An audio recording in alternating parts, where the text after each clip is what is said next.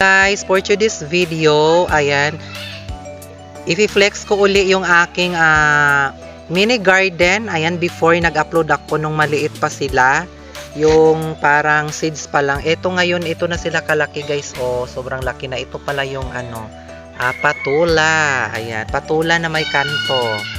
And meron din po tayong kalabasa. Ayan na yung mga kalabasa natin guys.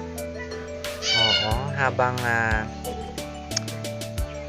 inaantay natin yung araw, ayan, papalaki din sila ng papalaki. Ayan, dinidiligan ko to, ayan, umaga at saka hapon ang ating kalabasa. Ayan, malalaki po yung mga bunga ng kalabasang po and kulay orange po talaga. Ayan,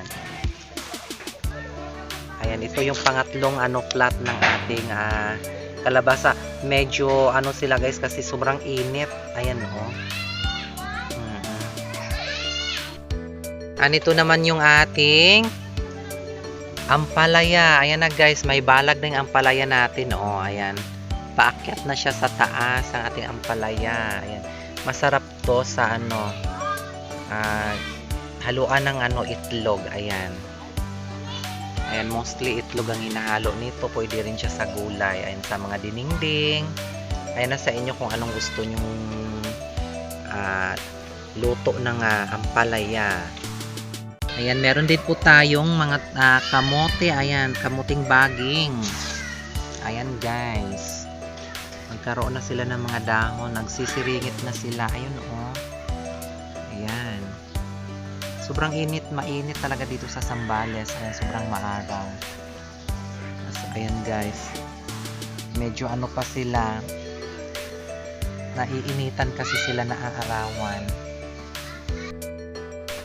Ayan, ito din po yung mga patola na may kanto.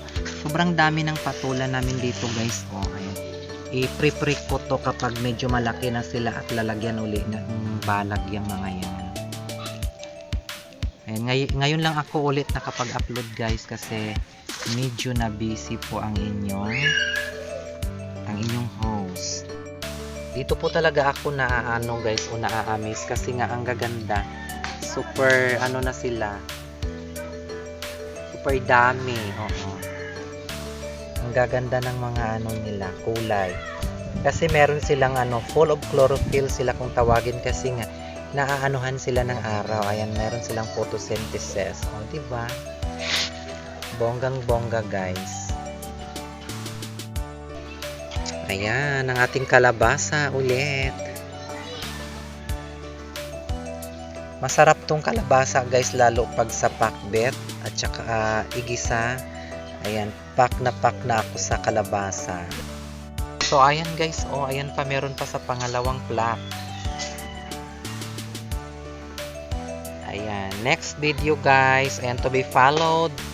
Thank you for watching. Bye everyone, see you on my next vlog.